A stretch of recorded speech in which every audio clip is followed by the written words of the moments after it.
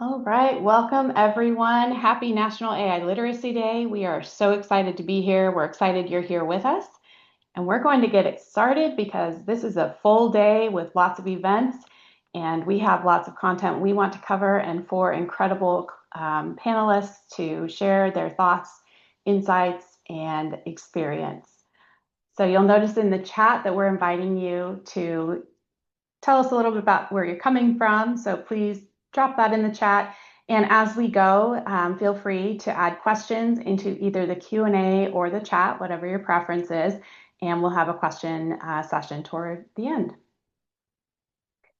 So this is part of the National AI Literacy Day Professional Development webinar series. So we've had events all day and events in person across the country. And so we're excited that you're joining us here today. We want to thank the partners who spent their time, energy, and efforts to put this together. This is a big undertaking, National AI Literacy Day. And we also want to thank our corporate sponsors for their support. So this session is Safe and Connected, Negotiating for an Ethical, Interoperable, Human-Centric AI Future. I am Tisha Peters. I'm the project manager with Project Unicorn here at Innovate EDU, and I'm joined with four incredible panelists. We have Brittany Miller, the Chief Innovation Officer and Executive Director from the Center of Outcomes-Based Contracting. We have Jim Siegel, from the Senior Fellow from the Future Privacy Forum. We have Aisha Khan, Director of Advancement and Communications from Launch Schools, and Rachel Johnson, the Director of Enterprise Solutions from Loudoun County Public Schools. So welcome, everyone.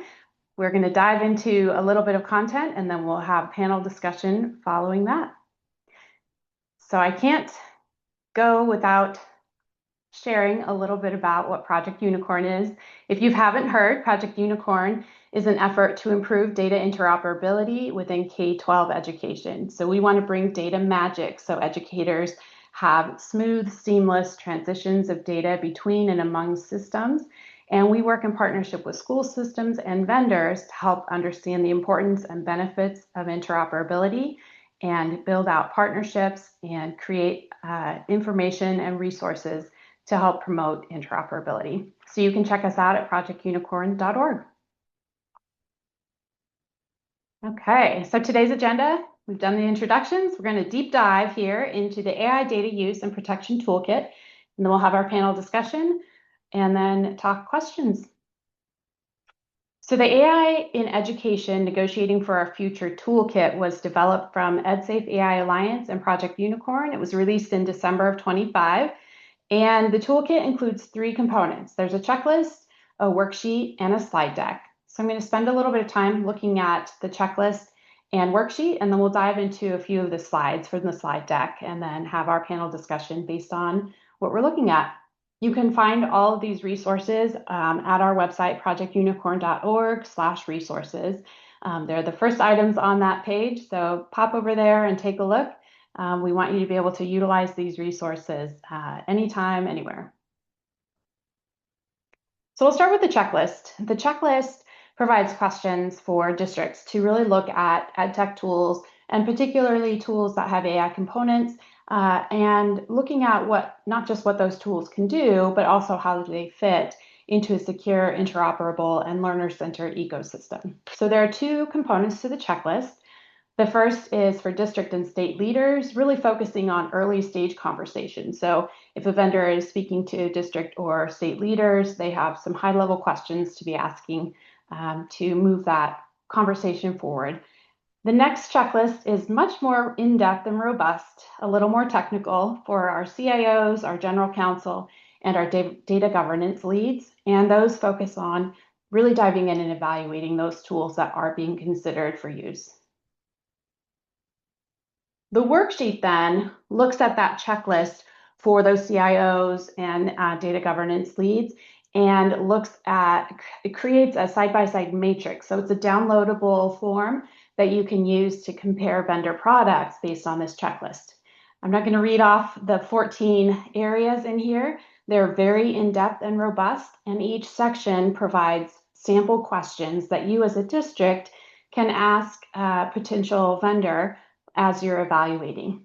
Some of the questions are not relevant to every tool, and so a little discretion. That's where your CIOs and your data leads are really going to come in and use their expertise.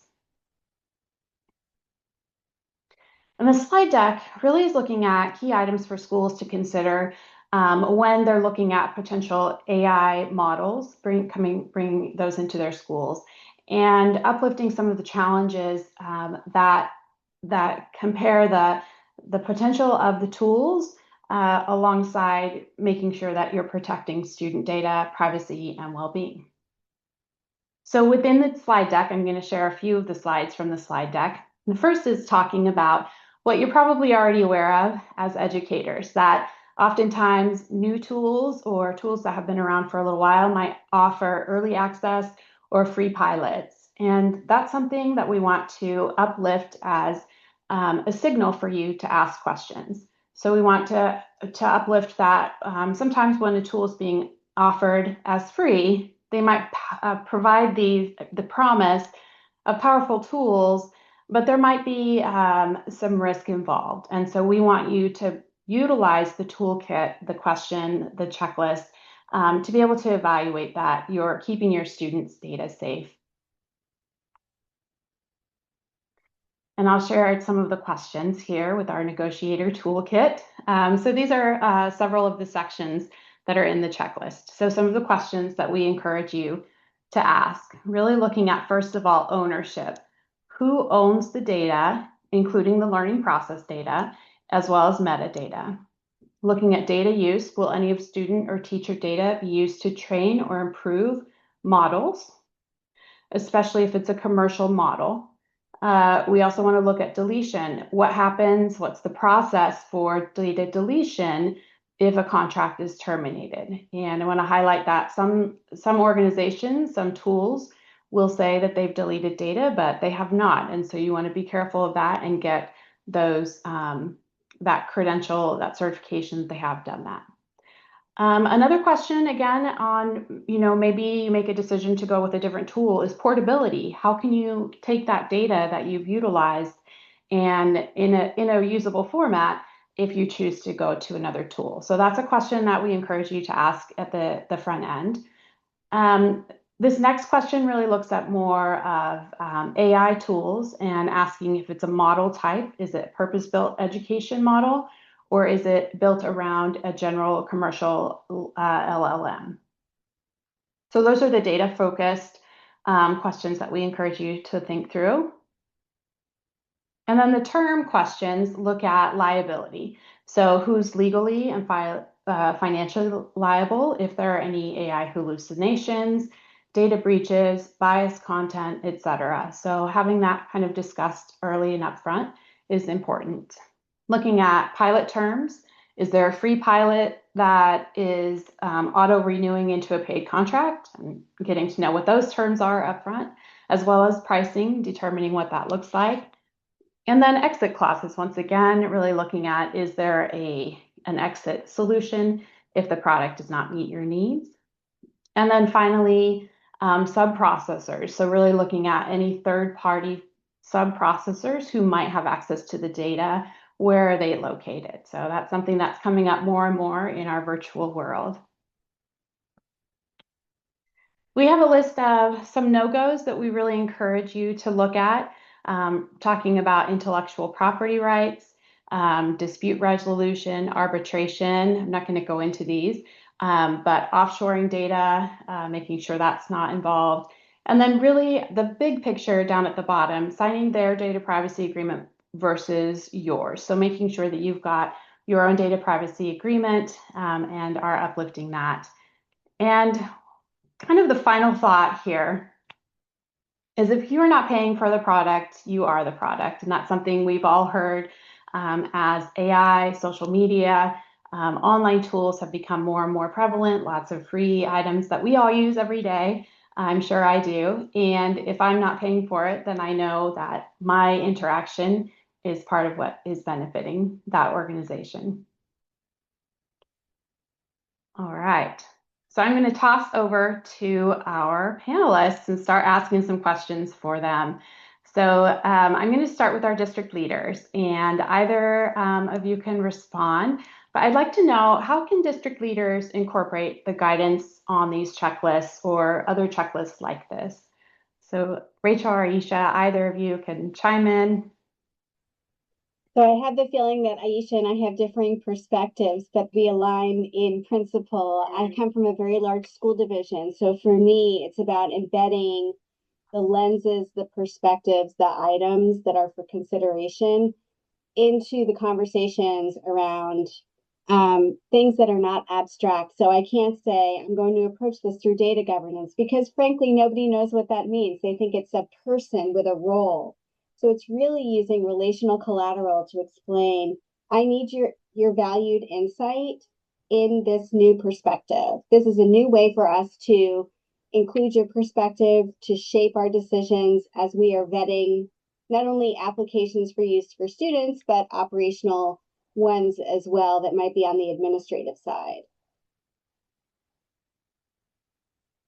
Thank you. Aisha, do you have anything to add? Yeah, I think from an operationalizing perspective, the toolkit has given us at launch a shared language and a common language to be able to build from. So across our principals, across the different leadership team members, across the board, I think the biggest thing that the toolkit has allowed us is to start diving into some of the language and be able to communicate across the language, and then begin building from there. As you guys poke around the toolkit, you'll notice that it's like very robust. It's got a lot of things. It's very comprehensive. And what we've done at launch as we're thinking about operationalizing is to create a tiered review system using the materials. So not every tool that you'll come across needs like a full category, like all the category deep dive. And for us at launch, we're two schools, we serve around 600 students. We're really small. So it's not realistic for us to be able to do that deep dive into each of the tools. So what we've taken from the toolkit is to begin to develop a tiered review system that allows us to really put a level of analysis on each tool, but the right level of analysis for each. Something that meets our needs, but also meets our capacity as well. I love that you both lifted up, Rachel, the data governance is not a person. That's a huge thing to think about. It's not one person wearing a hat. Although maybe in a smaller district, it might feel like that, but it's a communication. Both of you uplifted that it's a conversation, and that, yeah, a toolkit like this or others will have lots and lots of guidance, but you've got to customize it, make it your own, and then find the relevance in, particular tools.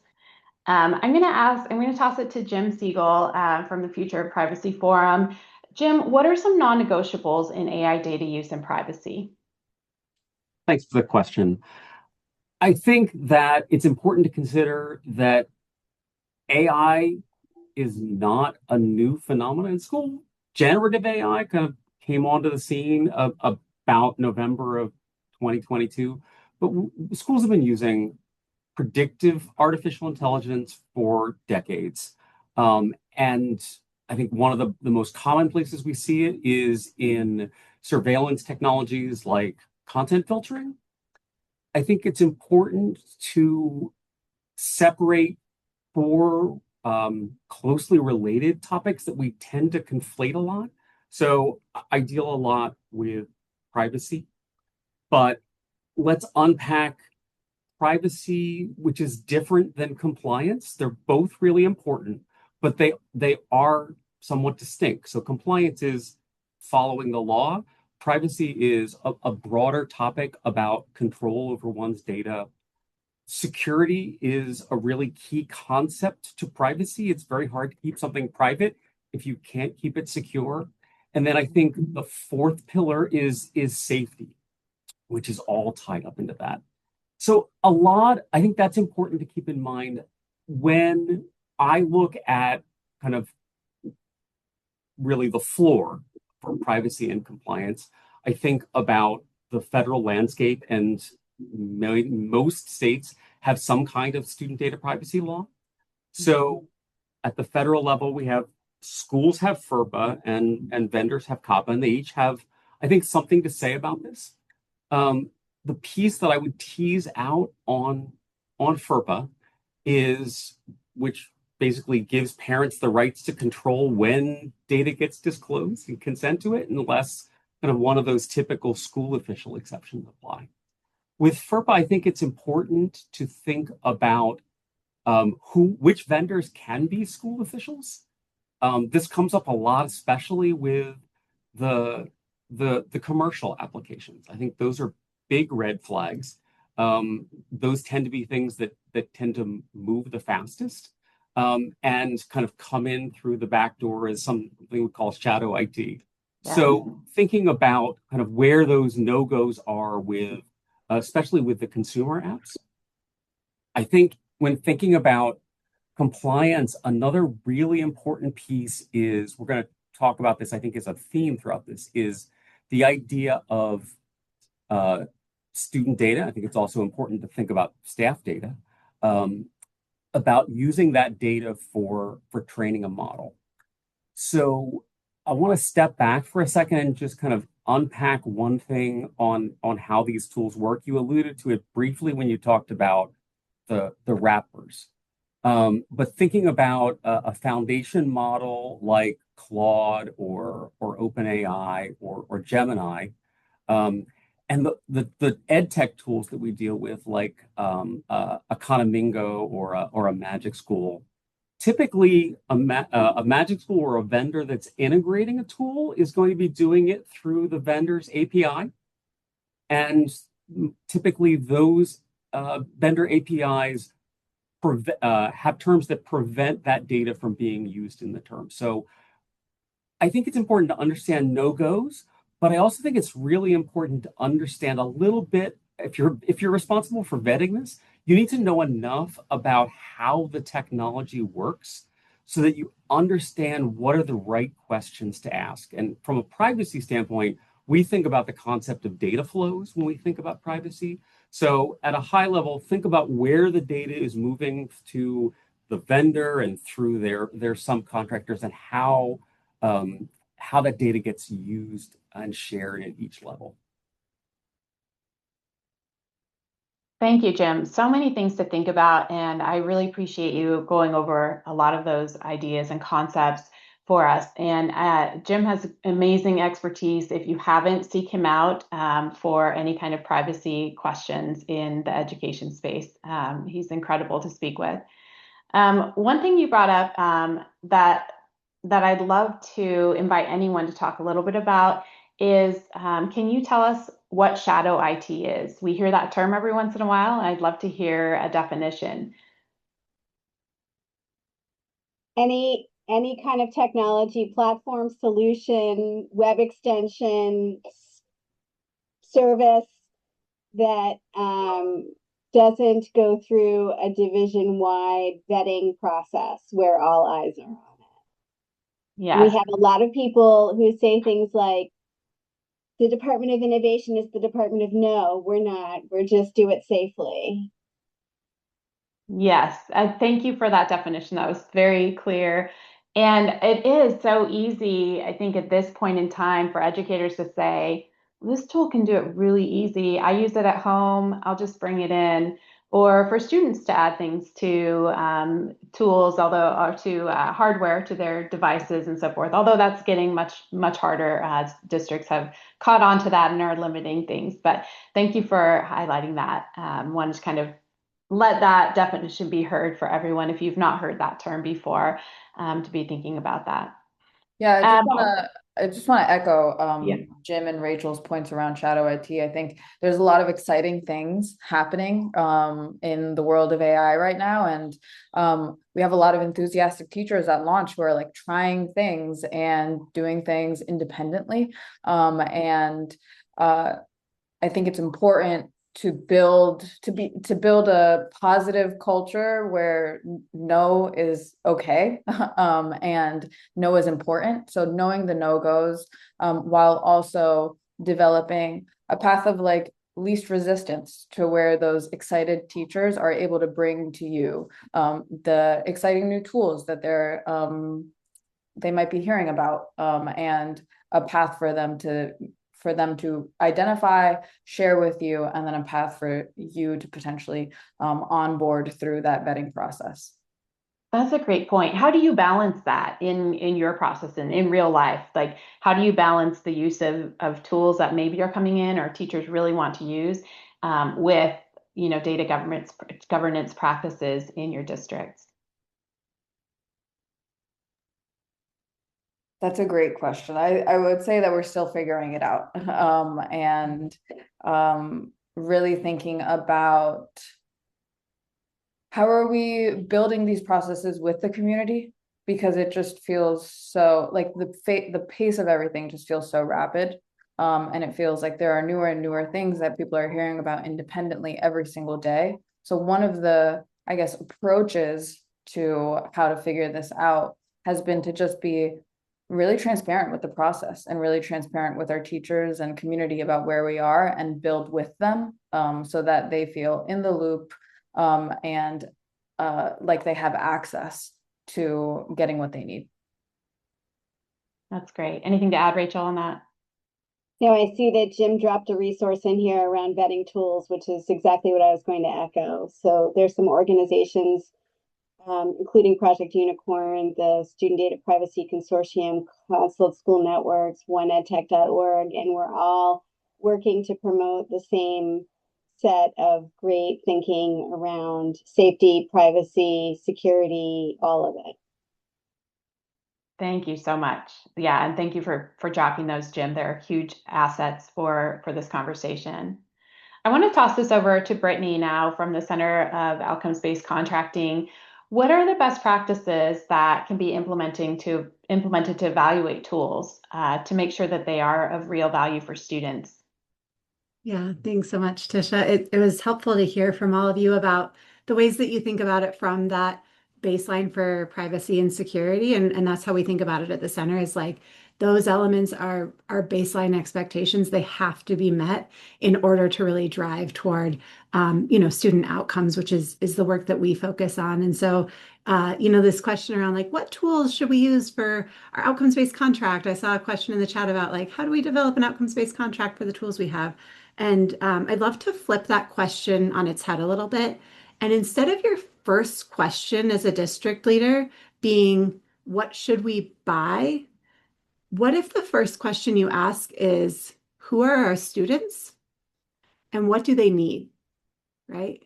And so if we start with that as the basis for the decision making around those tools, then what we found in our work where we support districts and providers with creating contracts where a large portion is contingent on meeting agreed upon student outcomes, right? Then you're able to get more into this dialogue of what's the purpose of the tool that we're putting into the classroom? And then once we identify the purpose, then let's seek the tool that meets these baseline requirements in order to make sure that not only is it safe and private for our students, but that they're also getting what they need for their specific learning needs. And that's where I think there's real power in what's happening with ed tech and with AI, and that there are pathways forward for really identifying like how do you humanize that experience of the kid in the classroom when they're using that technology. And I'll tell you, as an academic leader, that gets me way more on board with all of the stuff about data governance than anything else did. Rachel, when you were talking about data governance, I actually was, when I was in the academics division in Denver Public Schools, when I was a district leader, I was told maybe my first day on the job, okay, so you're going to be the data governance representative for academics. And I came from an instructional background and, it supported schools in the district with data collection and instructional best practices. And I was like, why? Like, what does that even mean, right? And so I think that for those of you on the call that are really focused more on, like how do we bring our users along in this journey and make sure that from every office across the district and from every office across the school building, we all are singing from that same songbook about the privacy and safety. A way to really address that very directly is to say, what do your students need? Now let's focus on purpose-built technology that's going to address those needs based on those students. And that'll bring your academics folks along in a much more kind of purposeful way than I think we always understand. I understand data governance is important now, but at the time I was like, I don't know why I'm in this meeting. Thank you so much. That's such a great reframe for all of us as educators. We know why we're in the classroom, we know why we're in the school, why we're in the education ecosystem is to help learners achieve all that they can. And sometimes we get distracted by amazing tools and we don't always, at least I can speak for myself, I don't always think, what are the things my students need? And then look for those tools. So that's a very wise way to think about that. Um, I want to toss it back to a conversation that we all had separately. When now that you're thinking about some of these tools and questions, are you thinking you will go back to your existing systems and relook at them, what's already been embedded in the school? Is that something that's a conversation, or do you feel comfortable with what exists at the moment? And So what we does that do, process look like, if I can interrupt? So, yeah, if I understand the question, Tisha, it's yeah. so are we going to look upon renewal or are we going to take a dive now? And I think the answer is it depends. It depends on the scope of the system and what has changed in the terms and conditions and what can be renegotiated. I think it's often challenging to go backwards, but if we have enough of a sense of here are the considerations we ought to be thinking about when we review contracts and when we review purpose and when we review, is this still meeting our needs, instead of rubber stamping something or saying of course we're renewing it again because it was only X dollars. Like that to me is the time to hit it. And we're going through that now in my school district. So to give a little bit of contrast to launch schools, they've got two schools and it's really innovative and they have a lot of flexibility. We have 100 schools and 80,000 plus students. It's really hard to move the needle and get people to consider doing things differently. So that's why I said it comes back to conversations. It comes back to relational collateral. It comes back to saying to somebody, you have an expertise area here. I need your view. I need your perspective. These are the types of questions we should be looking at. Who on your team can assist us with this review? That's kind of where I am. Thank you. Aisha, anything to add from your perspective? And I love that we have a large and a small district to kind of look at how it's working in different systems.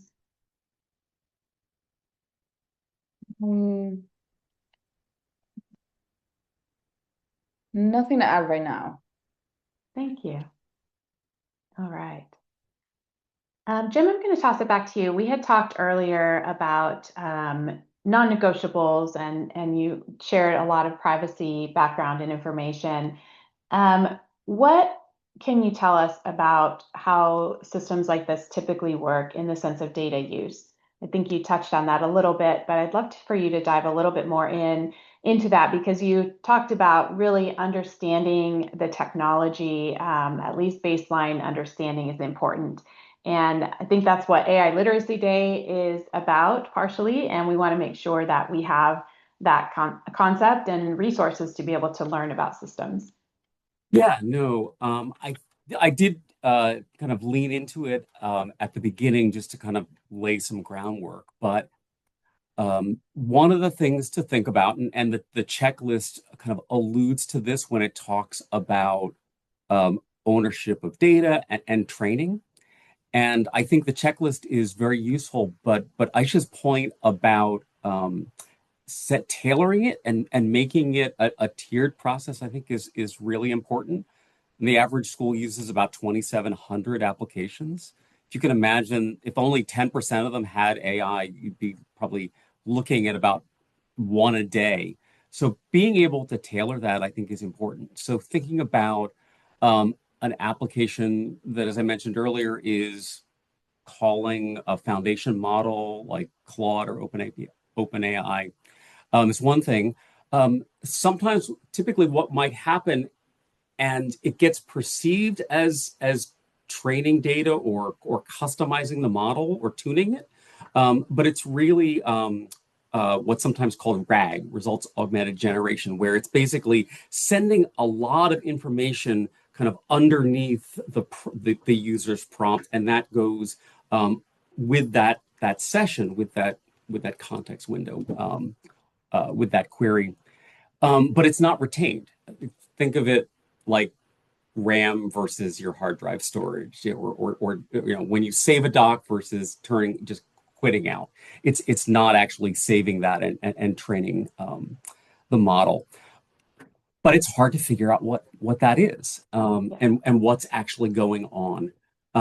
So I think that it's important to think about transparency. This is a real challenge in the AI industry, period, but in ed tech especially. So the other technical thing is the idea of model cards and system cards. So model cards are think of it as the product sheet, the sticker on the side of the car window at the dealership. Think of that model as the information of the engine, and the system card is the sheet for the car. I think a better way of thinking about this, and I wish that this was more common in our field, is the idea of a nutrition label. I can only point to one or two vendors, McGraw-Hill and Instructure, the company that makes the learning management system Canvas, that have adopted this wonderful transparency model for essentially a system card that says, this is the underlying foundation model that we use. Is user data used to train the model? Is there a human in the loop? One of the things that I like about one of the higher ed products that McGraw-Hill has a nutrition label for is they give example text for an instructor to drop into their course syllabus about how the tool that's being assigned in class is using user data. So I think transparency is essential to this, but it's a very quickly moving topic, and understanding enough to be able to make sense out of what you get from a vendor in terms of transparency is important. Also, understanding it to be able to turn it around and explain it to the folks that really matter, the parents, the students, the people who are the data subjects.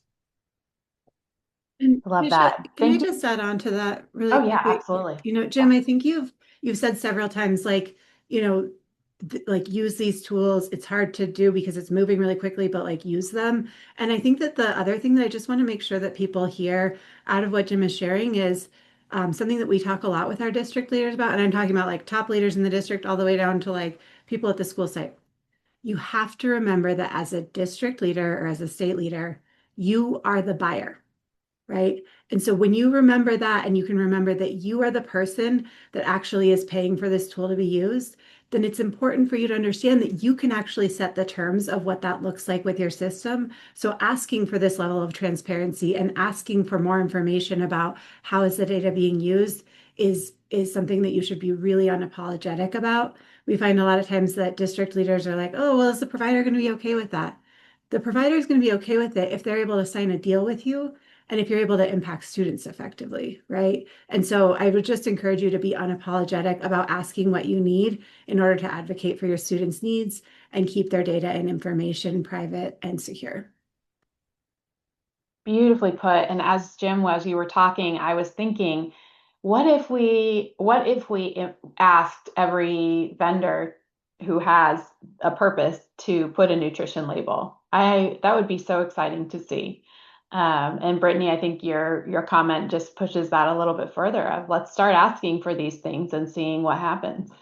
Because I would say we might need even a more basic step, because I think one of the harder things is all of our conversations are based on vetting, starting from a premise that that the tool is using AI, and you might get that because vendors are going to want to market that. But sometimes it's hard to figure out, and it's hard to figure out what AI is being used. And if you've been using a tool for a while, it might be hard to know when they've added AI. So I think kind of all of us are kind of talking about different parts of the vendor management strategy from different angles, but thinking about understanding the why, and then on the tail end of that, the vendor management piece. That's a great point. Yeah, especially when things change, when a vendor that you've had for 5, 10 years has all of a sudden incorporated AI components and maybe uh, you didn't hear about it or it just kind of came in and wasn't talked about much. So I think that goes back to Rachel's point of looking back at those contracts as they come up for renewal and evaluating what tools are existing and so forth. Jim also brought up a piece that I want to touch on and toss to Rachel and Aisha and Brittany, if you're interested, is what about parent conversations? What is that looking like in your context? And I know this environment right now, there's a lot of concern over a lot of ed tech tools and other tools being used, technology tools in the classrooms and schools.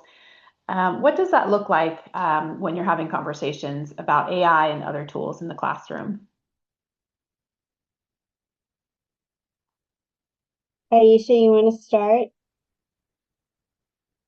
Yeah, I think right now the conversations that we've been having with parents are definitely emerging, and a lot more work to do in that space. I think continuously as we onboard more and more AI products and AI tools into the classroom and into our school community.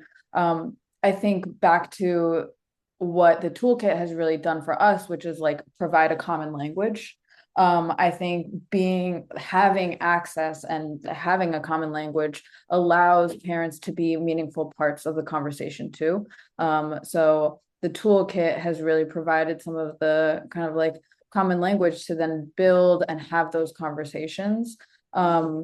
We've considered like a lot of the questions that the toolkit asks, we've considered putting forth in those conversations when we have with parents, like putting forth the same questions that we're asking for ourselves when we're reviewing tools, putting those in front of parents too, and letting them know that this is how we're thinking about answers to these questions, but we want you to be part of the conversation. So how would you think about, or what is your comfort level around the answer to this question, and how would you think about answers to this question, and really getting their feedback on the specific questions that are asked as well.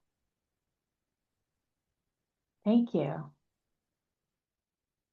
Yeah, I think that it depends on the level of complexity from the parent perspective. So sometimes some questions are very easy to answer. What is this vendor that you're using doing with my data, and how are you protecting it? Great. We have a DPA in place. We have controls in place. We have data destruction in place. We have all of these frameworks available to address that. But what is the intention of the product, and how is it engaging with my student? And what changes in teaching and learning occur from that experience is a really nebulous area to answer. And it's a super interesting time in public education, and no teacher is going to be replaced with a robot. Thank you. Brittany, any thoughts? I think you have comments on this. You know me so well, Tisha.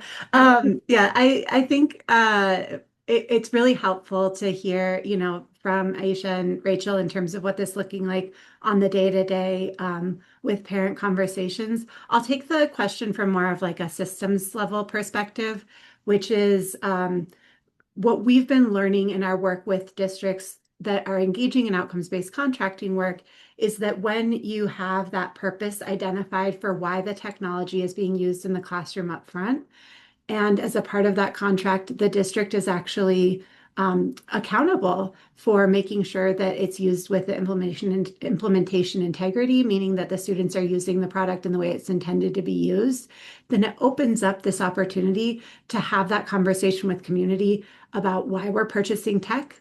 And it's not just to purchase tech to purchase tech. And by the way, it's also not to purchase tech to be a babysitter. And as Rachel said, it's for sure not to replace the teacher in the classroom, right? And so once you're able to ground in really like what the purpose is and which students need this in order to be successful in the classroom, then I think the conversation can shift a lot from kind of something that's a little bit more nebulous when it comes to community engagement with this stuff to something that everybody understands, which is what do my students need, right?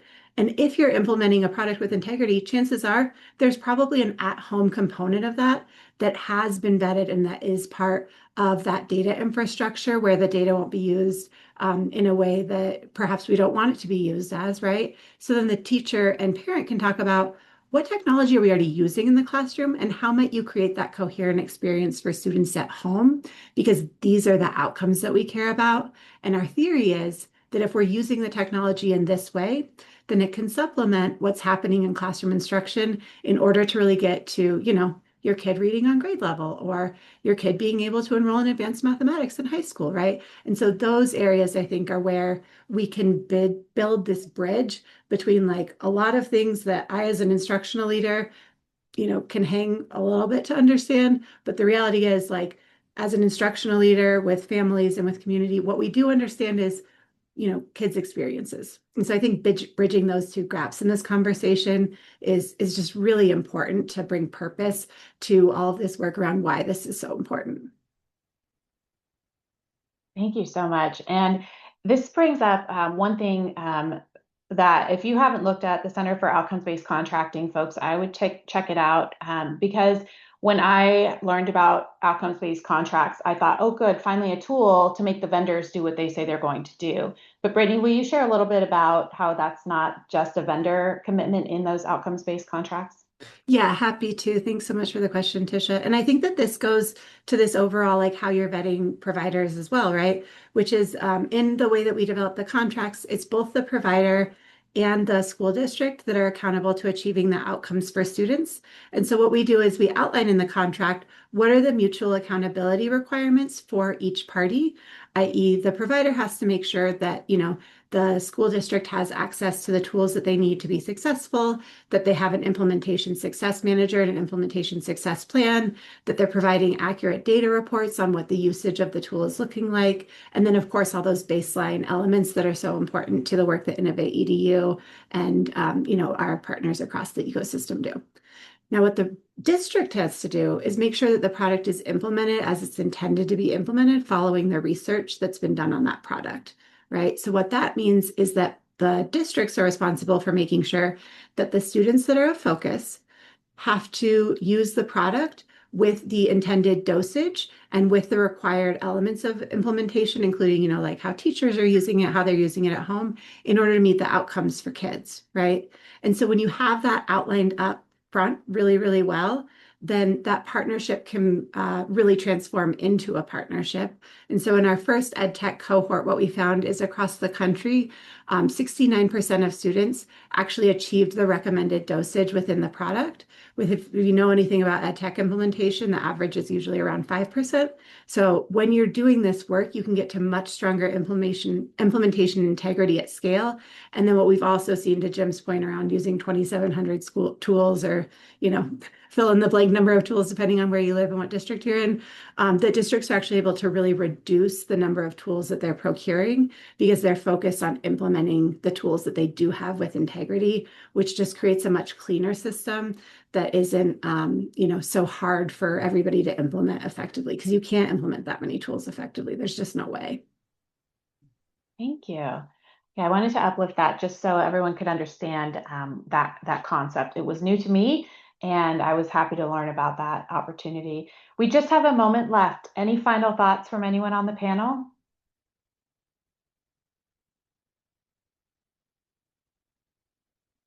All right. Well, thank you all so much. I want to go ahead and just give a moment to anyone that's interested in checking out Project Unicorn from the district side.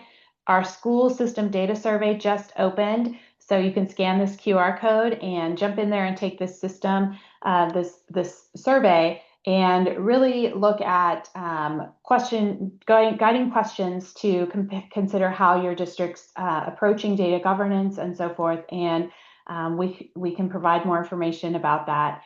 And we also want to also remind you that there's one more session after this at 4 p.m. About what AI changes and what it doesn't, a framework for educators.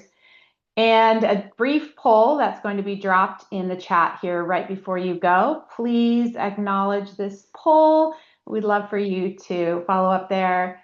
And then we'll send this video recording and all of the socials out, but we'd invite you to follow us on any of the socials for AI Literacy Day, as well as Project Unicorn.